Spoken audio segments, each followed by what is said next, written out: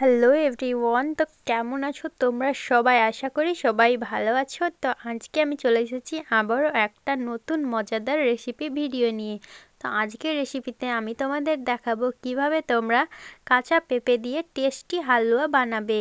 আর এই রেসিপিটা হতে চলেছে অনেকটা ইন্টারেস্টিং, তাই তোমাদের বলছি ভিডিওটা স্কিপ না করে সম্পূর্ণ দেখতে থাকো আর তোমরাও শিখে নাও এই খুব সহজে কাঁচা পেঁপের হালুয়া তোমরা কিভাবে বানাবে। তো চলো আর বেশি কথা না বাড়িয়ে রেসিপিটা স্টার্ট করা যাক। তো এই পেঁপের হালুয়া বানানোর জন্য আমি প্রথমেই নিয়ে নিয়েছি এখানে একটা বড় সাইজের কাঁচা পেঁপে। তো চলো এবার আমি পেঁপের দুই সাইডটা কেটে ফেলে দিচ্ছি।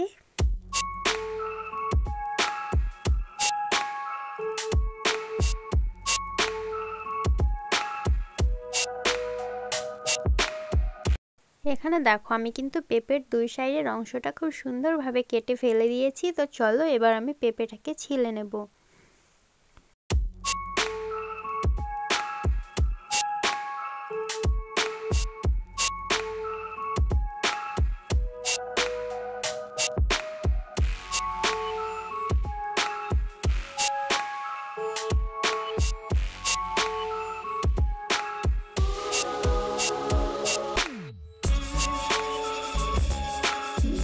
এখানে দেখো আমি কিন্তু পেঁপেটাকে খুব সুন্দর করে ছিলে নিয়েছি। তো চলো এবার আমি পেঁপেটাকে কেটে নিচ্ছি।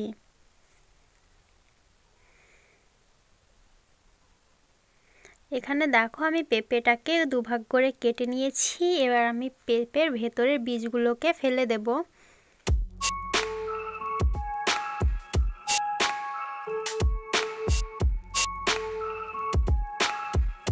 তো এবার আমি অর্ধেক পেঁপেটাকে দুভাগ করে কেটে নিচ্ছি।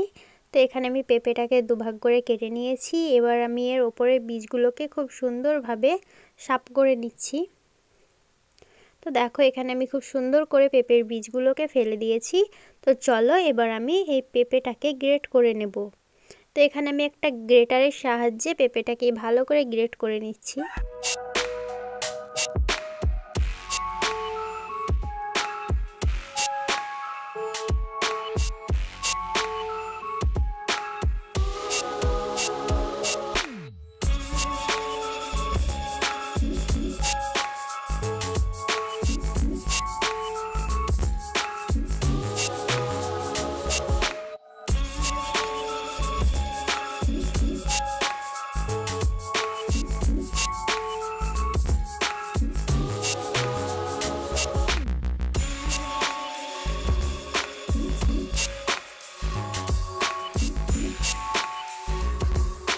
এবার দেখো আমার কিন্তু পেঁপেটা খুব সুন্দর করে গ্রেট করা হয়ে গেছে।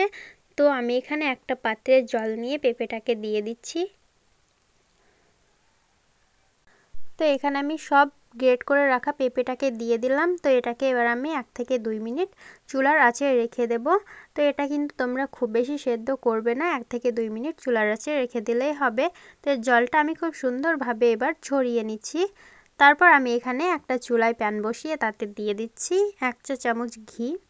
ঘিটা দেওয়ার পরে এবার আমি এতে দিয়ে দিচ্ছি গ্রেট করে রাখা পেঁপেগুলোকে।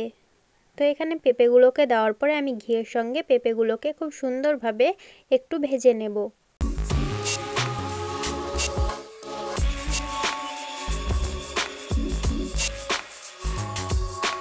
তো এখানে পেঁপেগুলোকে ঘিয়ের সঙ্গে একটু ভেজে নেওয়ার পরে আমি এতে দিয়ে দিচ্ছি 2 কাপ চিনি। তো চিনিটা তোমরা তোমাদের স্বাদ মতো দেবে, যে যেমন মিষ্টি খেতে চাও।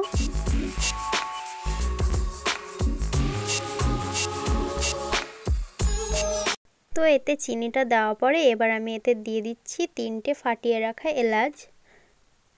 তো এখানে আমি এলাচটা দিয়ে এটাকে খুব ভালো করে জাল করতে থাকবো যতক্ষণ না আমার চিনিটা খুব সুন্দরভাবে গলে যাচ্ছে।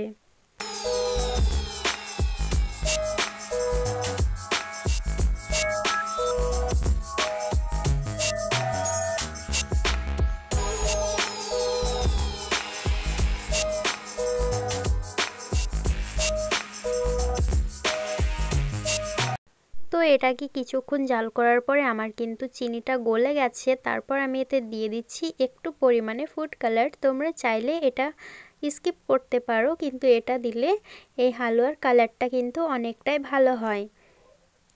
তো এবার আমি হালুয়ার সঙ্গে কালারটাকে খুব সুন্দরভাবে মিক্স করতে থাকবো।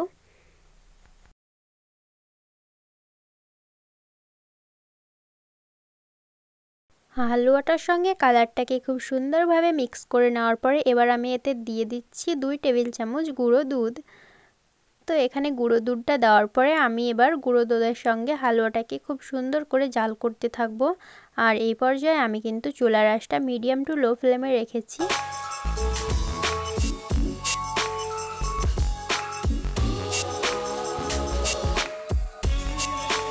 এবার দেখো আমার কিন্তু পেঁপের হালুয়াটা হয়ে এসেছে। এই পর্যায়ে আমি এতে দিয়ে দিচ্ছি গুঁড়ো করে রাখা কাজু বাদাম, আর এখানে দিয়ে দিচ্ছি আমি কিশমিশ।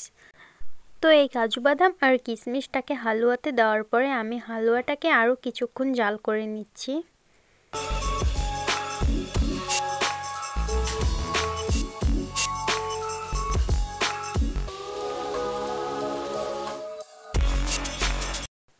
তো এবার কিন্তু আমার হালুয়াটা একেবারে রেডি হয়ে গেছে, আর আমি তোমাদের একটা প্লেটে সার্ভ করে দেখিয়ে দিচ্ছি এটা কতটা ঝুরঝুরে আর পারফেক্টভাবে তৈরি হয়েছে। তো এখানে তোমরা দেখো, আমি তোমাদের দেখিয়ে দিলাম কতটা সুন্দর হয়েছে আমার এই পেঁপের হালুয়াটা।